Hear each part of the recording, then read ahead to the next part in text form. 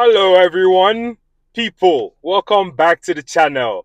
It's still the Canon ADHD, but the name has changed to the Canon View. Alright, like I said, the name wasn't really um an issue for me. Just needed to get through talking about my football club, and that was more important to me, I'm not gonna lie. Um However, the name has changed to Canon View, and I think it will stay as Canon View. So, yeah, welcome back to the Canon View. And Arsenal have just played the first game of the season. However, it's still pre-season because the 2025-2026 season doesn't start till August. All right, let's remember that and keep an eye out for it. But I'm not even trying to look up the date because it does my head in when I have to count down every single day to the date till we start playing football. So I don't really want to know the date. I just know it's sometime next month. But let's talk about today. Quick one. And new habits. I cannot let these videos go past 10 minutes. It's already a minute in. So let's really get into it and stop all this waffling. First half, um, teams come out. Let's talk about the teams today. At some point, I lost track of who was coming on for who. But starting lineup, we had David Ryan goal. Ben White back as our right back. Amazing today. Saliba, right centre half. Calafiori, the left centre half. Zinchenko comes in at our left back today. Then the midfield was different. Quite interesting. We had Norgard, Declan Rice, and Ethan Nwaneri. Yep. So different midfield. I don't know what this combination was. I have no name for it yet, but it was interesting to see. Then up on the right, Saka up front, on the right, and down the middle, Kai Havertz back in action, looking tunk today, and then Martinelli on the left hand side. Let's get into it. The game starts. AC Milan threatened first. Rafael Leao, bad man player, but Saliba was able to get in there in time to block the ball, to block the shot. But yeah, they started off good. Arsenal, you could see they were calm and they got into it because after that Rafael Leao chance, it was I think that was the only thing AC Milan did today because after that it was a barrage of chances from Arsenal. First off was Declan Rice. Good chance, but kind of hit over the bar. Then Saka came close as well. Had to force a save, but and also Ben White. But the man, I can't believe that AC Milan keeper saved that shot from Ethan Nwaneri. Nwaneri threatened like twice. Before 20 minutes, you could see this boy is sharp. So glad he signed that new contract. He's looking different. He's looking grown up. It's amazing what a summer can do.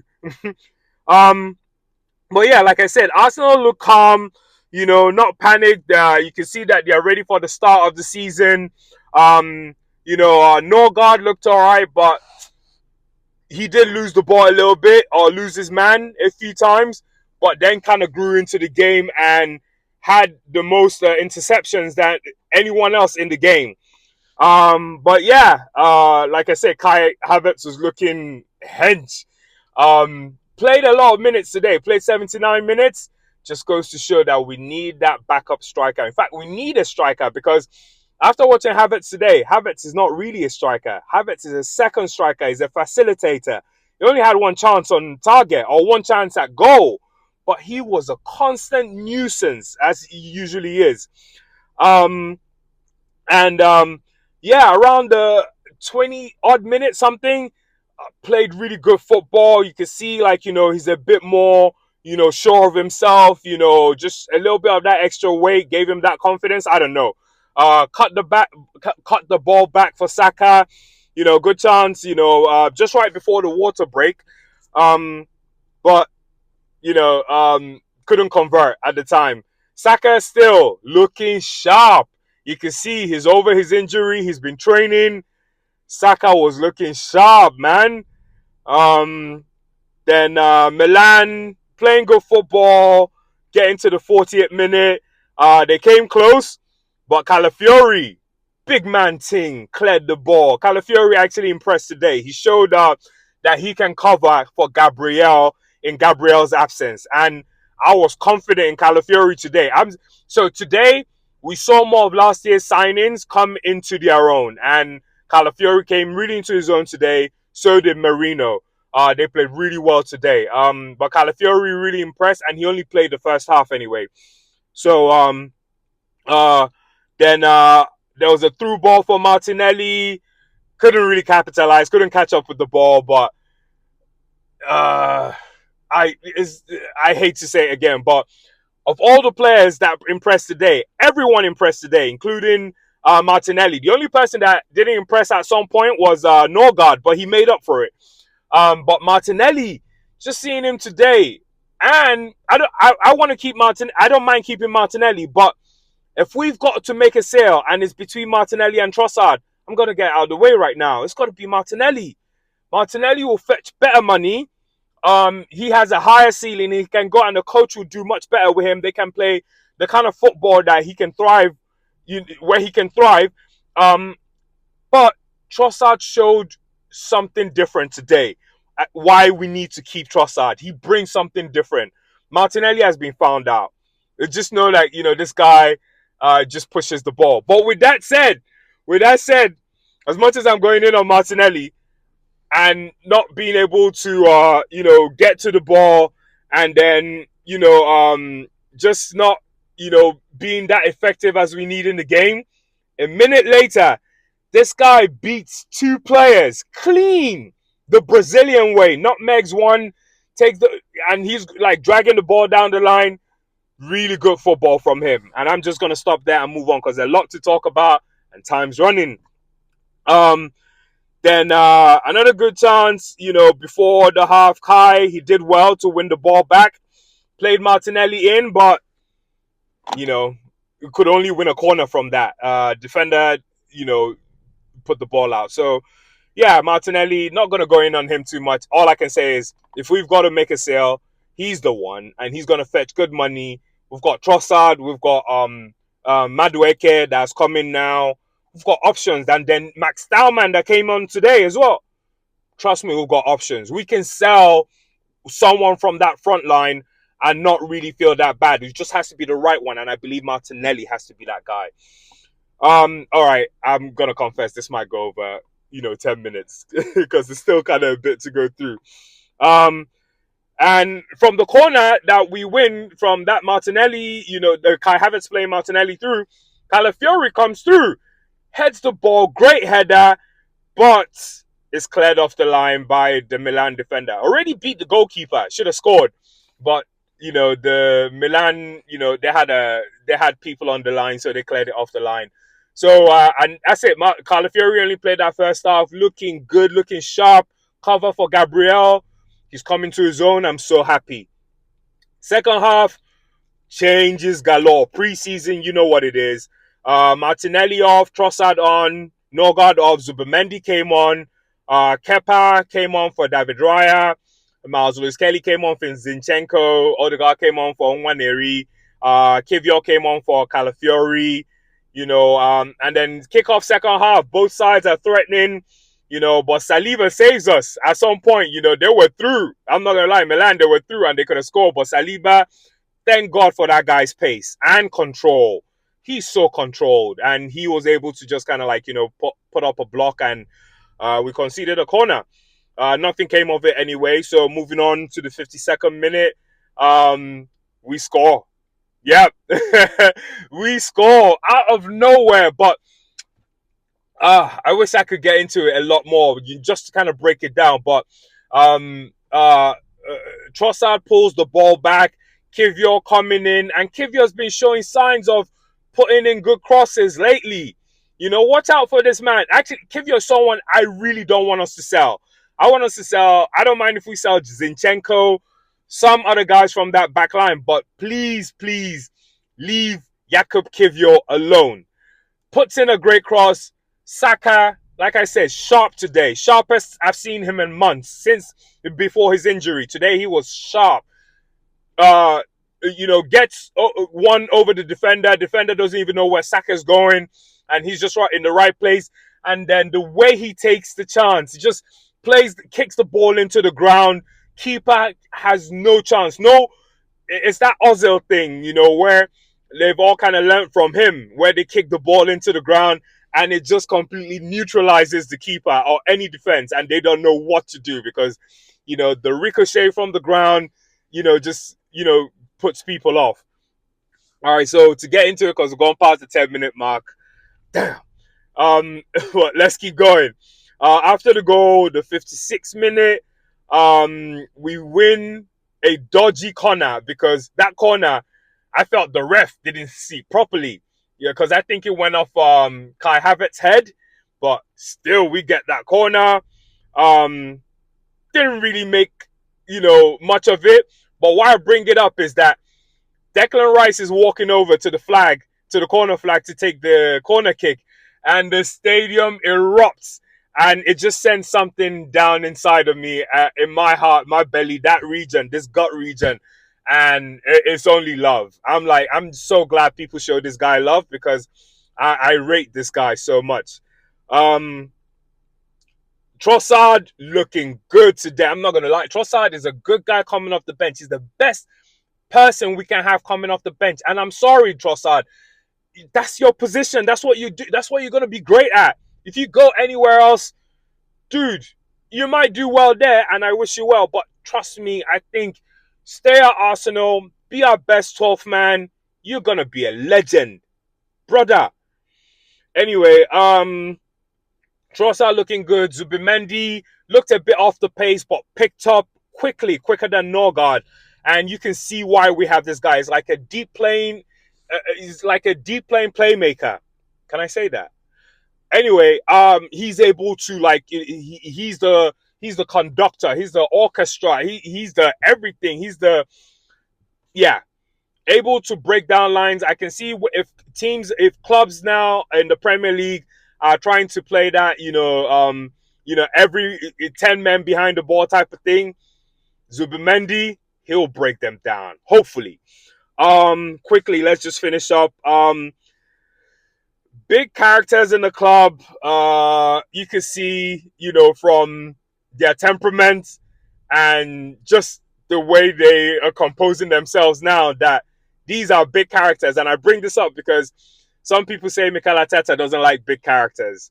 I doubt that. He just doesn't like bad characters. There's a difference between big characters and bad characters.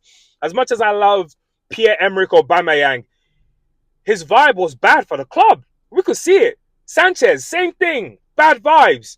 I wanted them out of the club as soon as they started bringing bad vibes, regardless of their talent or regardless of their quality.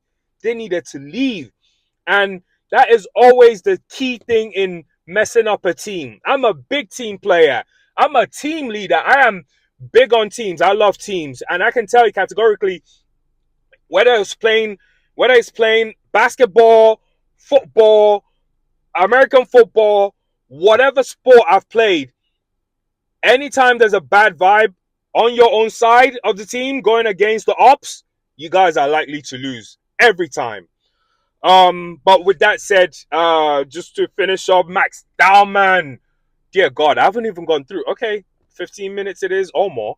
Max Dowman looking good, man. Yo, kid has talent. Look good today. Quickly gonna get, then Josh Nichols, rapid. Man, looks like a boy, but he moves like a man, a fast man, like Flash. This guy was quick. He's got good lateral movements. Looking good, I'm not gonna lie. And if he's gonna be the one to go to Crystal Palace to bring in Eze, yeah, Crystal Palace, you guys are getting yourself a good player. Merino came close to a header, 74th minute. Reece Nelson looked good as well. And on Reece Nelson, if Madueke is going for 50 plus million, Alanga is going for 50 plus million, Kudus is going for 50 plus million. Arsenal, you cannot let Reece Nelson go for less than 50 million. If not, keep him at that club or loan him out again, because he's as good as those other guys. Trust me. Odegaard as well looked good today. Look, all the Arsenal players look good. My man of the match is Ben White. But everyone looked good today. Odegaard looked angry, took on some shots. It's like he's heard the criticisms, and today he came out to show that he's more than whatever we thought he was. And I'm so happy to see that. Who else have I not mentioned that really impressed me today? Jakub Kivio, I've mentioned him. Kepa was good. All right. Actually, before we finish, we have to move on to the stats and then talk about, the penalty, because even though we won the game, there was still a mandatory penalty shootout after the game, preseason, just to give the fans a bit of something. They pay so much money for those preseason tickets, and they're in Singapore right now. So I'm sure those tickets didn't come cheap, because we know Singapore doesn't come cheap. But yeah, today's stats, we had 23 shots on goal. So that 1-0 scoreline doesn't actually reflect how dominant we were today. 9 of those 23 shots on target, 48 touches in the opposition half. Madness. This is AC Milan we're talking about. I know it's not the AC Milan of back in the days where you had Shevchenko and those guys that destroyed any team. My God, I used to be a big time AC Milan fan when they had Adriano, Shevchenko. Man, I was mad for AC Milan back then. Who else? Gattuso, Pirlo. They were a team, but almost a shadow of themselves today. Regardless that they won the league not so long ago when Giroud was there, and they've been winning. They've been looking good, but yeah, still big up Arsenal. I'm just trying not to take anything away from AC Milan, but big up Arsenal. 56% possession. That says it all, because it's almost 50-50. We just had what? Maybe 6 more possession for it to be at parity. 56%. That means they had 44%. Do you know what I mean? So it was a bit of parity to the game, yet we dominated the game that much. Penalty, Odegaard misses, Zubi scores, Kepa saves, Kepa saves again, then the Milan keeper saves, then Kepa saves again 3 times. Penalties. When last did we have a goalkeeper save 3 penalties in one game? Amazing. I'm so glad, we got that signing through over the line. Sorry. He's a good backup, and you can see came on for Raya. We didn't miss Raya. Someone that saves 3 penalties. How are you missing Raya? Dowman, sickest penalty of the night. And then after that, it got watered down. Everyone was just taking random penalties just to get it over. It's 10 penalties. So at some point, the law of diminishing returns hit. Everyone just kind of went on the down, and they weren't really bothered. Kepa didn't save anyone again, and then we missed the one new debutant we had today. What's his name? Salman. Almost forgot about that guy. Came on for Saliba towards the end, and he did well for Saliba, but he blows the ball goes right over the bar. He completely misses the penalty. Milan come, score the last one, and it's over and done with. And that was it today. So just to round up, everyone looked good. Norgard started a bit shaky, but picked up the pace, had the most interceptions. I think he had 5 possession wins. Looked good. Then man of the match today for me is Ben White. Just to finish up, that right-hand side looking beautiful again. Just like what we saw 3-4 seasons ago in a row. Not in a row, but last season the injury kind of hit them, and the right-hand side wasn't what it used to be. But Odegaard, that synergy he has with Ben White and Saka showed again today. And that's why we dominated. And I can't wait to see what we do against Newcastle in the next game. We're playing Tottenham again soon. And be sure the match reports will be coming. So stay tuned. Don't go away. Like, subscribe. You know what the YouTubers ask you to do. Do it, please. All right. Thanks for watching. At least we didn't go over the 20-minute mark. Yeah. We'll talk a lot more about it. Once Gyökeres signs, expect another video to drop. Thank you for watching. Wish you all peace and love as always. It's a Cannon View out.